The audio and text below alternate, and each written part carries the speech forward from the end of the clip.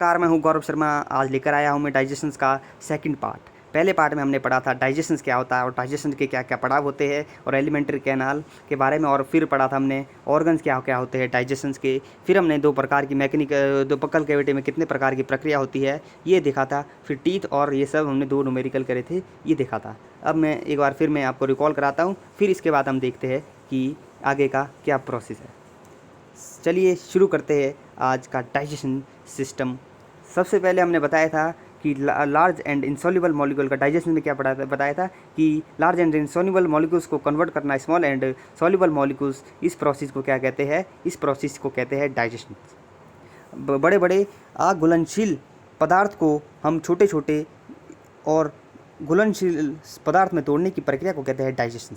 इसके 5 पड़ाव तो बताए थे। इंजेशन, जब हम रोटी को तोड़ते हैं और मुंह में डालते हैं तो ये पहला प्रोसेस इंजेशन होता है। डाइजेशन होता है पाचन, जो बक्कल कैविटी से शुरुआत होती है, मुख गुहा से। और तीसरा प्रोसेस होता है अवशोषण करना खानों को, जो हमने खाना खाया उसको जो एनर्जी जो प्रदान करना, वो एसिमिलेशन एब्सॉर्प्शन का काम होता है। फिर होता है स्वागीकरण करना, एसिमिलेशन करना। फिर होता है इजेशन, जो हमने पूरी एनर्जी ले ली है, फिर उसके बाद हमने इजेक्ट करना है, एनर्जी को बाहर निकालना। और लेंथ होती है एलिमेंट्री कैनाल की, ये हमने बताया था 8 to 10 मीटर होती है। और जो एलिमेंट्री आर नली है, इसमें जो कौन कौन से पार्ट होते हैं? बक्कल कैविटी प्रथम भाग, और दूसरा फेरिंग्स, ओसोफेगस और आमाशय, और फिर हमने पढ़ा था स्मॉल इंटेस्टाइन। और क्या होता है लास्ट पार्ट जो होता है लार्ज इंटेस्टाइन का रेक्टम भाग के बाद क्या होता है? एनस होता है अंतिम भाग।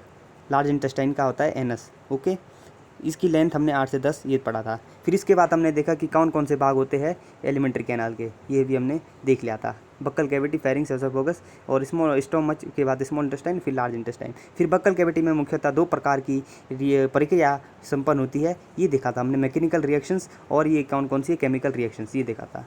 फिर हमने देखा था मैकेनिकल रिएक्शन के लिए 2 चीज़ काफ़ी महत्वपूर्ण होती है। एक होता है 2 चीज़ काफ़ी महत्वपूर्ण रोल प्ले करती है, वो एक तो हो गया आपका टीथ और दूसरा हो गया आपका टंग।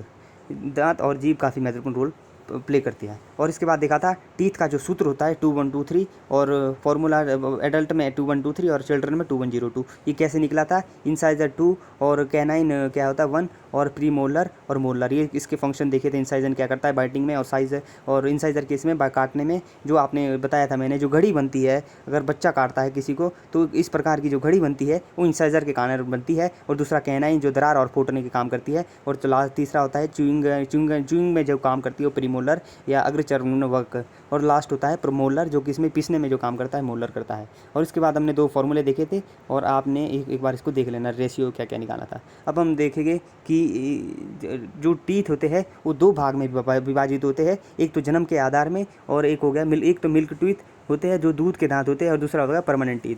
तो जन्म के आधार पे 2 जो दांत होते हैं वो 2 भागों में विभाजित होते हैं। पहला जो होता है वो होता है मिल्क टीथ, दूध के दांत, और दूसरा होता है परमानेंट टीथ, स्थायी दांत। और टोटल मिल्क टीथ कितने होते हैं? 20 होते हैं। इसे हम क्या कहते हैं? डाइफूडेंट कहते हैं।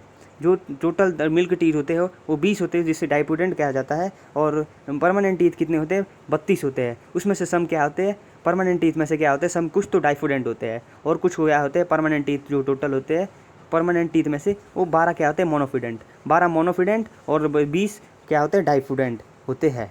और टीथ कितने भाग में भी कह सकते हैं? टीथ आर, जो दांत होते हैं वो क्या होते हैं? एक तो डाइफूडेंट भी होते हैं और थिकोडेंट भी होते हैं, ये हेट्रोडेंट। ये क्वेश्चन आया था एग्जाम में।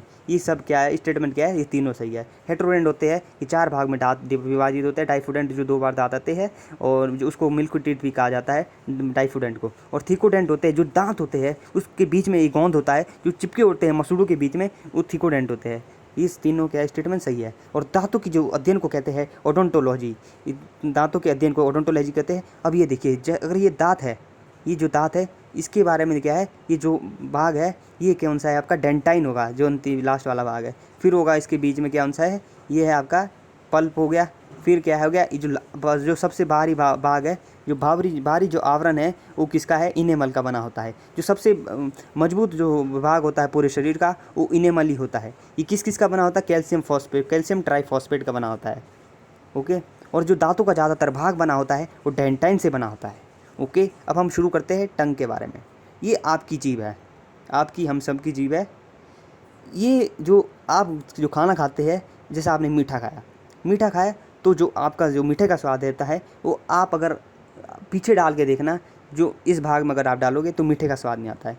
इसमें इसके बारे में हम पढ़ेंगे कि जो मीठा खाते हैं जो उसका स्वाद आता है वो आगे ही आता है हर समय, और जो सॉल्टी अगर आप नमकीन चीज़ अगर आप खाते हैं तो जो उसका जो सेकंड नंबर में जो होता है उसका स्वाद क्या आता है सेकंड नंबर में, फिर सौर जो खट्टी चीज़ें होती है उसका तीसरे नंबर में, फिर जो बीटर होता है कड़वी चीज़ अगर आप खाते हैं तो जो सबसे पिछले जो भाग होता है वहाँ पर क्या आता है कड़वाहट हमें महसूस होती है। अगर आप कभी एक्सपेरिमेंट करके देखना, आपके लिए एक्सपेरिमेंट है कि जो मीठी चीज़ है वो पीछे डालना, जो खट्टी चीज़ है आगे डालना, और जो नमकीन है उसको फेर बदल करना, फिर आप बताना कि ये प्रोसेस हो पाता है या नहीं हो पाता है।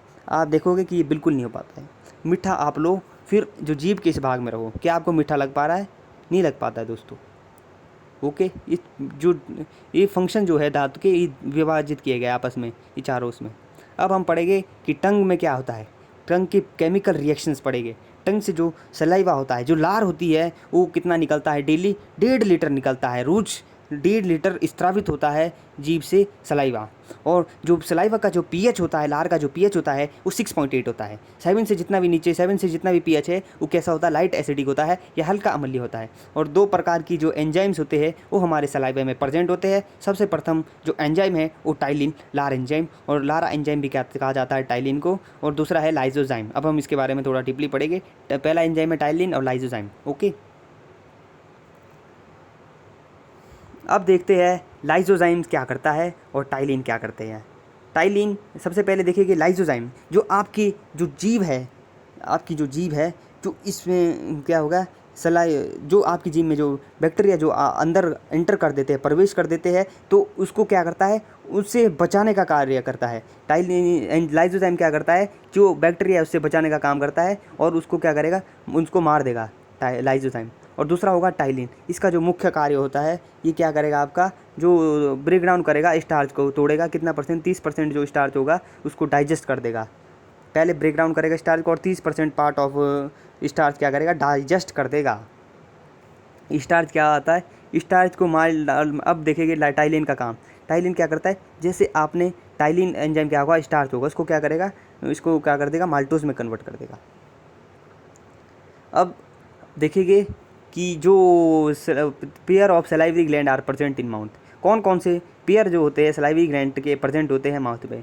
वो होते हैं पहला पैरोटिड ग्लैंड। सबसे बड़ी ग्रंथि कौन सी है? पैरोटिड ग्लैंड है, मतलब जीभ की सबसे बड़ी ग्लैंड इन 3 में। तब सेकंड में सबलिंगुअल। पैरोटिड क्या होगी? कान से ऊपर के लिए होगी। फिर सेकंड नंबर में होगी सबलिंगुअल। फिर तीसरे में सबमैंडिबुलर। पैरोटिड ग्लैंड क्या होगी? प्रेजेंट होगी कौन से साइड में? दोनों साइड के जो माउथ है उसके दोनों साइड के उसमें प्रेजेंट होगी। और कान के क्या होगे? कान के आगे प्रेजेंट होगी। हर दोनों साइड में क्या होगी? दोनों कान के सामने क्या क्या एक एक पैरोटिड ग्लैंड उपस्थित होगी। और इसके बाद ptyalin and lysozyme both enzyme कहाँ से रिलीज होगे? पैरोटिड ग्लैंड से। काफ़ी महत्वपूर्ण टॉपिक है, काफ़ी महत्वपूर्ण है दोस्तों ये लाइन। जो टाइलिन और लाइजोजाइम है वो दोनों एंजाइम कहाँ से रिलीज होते हैं? पैरोटिड ग्लैंड से रिलीज होते हैं। Sometime viral infection in fact in this gland. तब उसके बाद क्या इस कारण क्या होता है? एक मम्प्स होता है, गल्स हुआ जो डिजीज़ होती है वो पैरोटिड ग्लैंड्स में खराबी के कारण होती है। ओके, ये महत्वपूर्ण है, इसको आप देख लेना।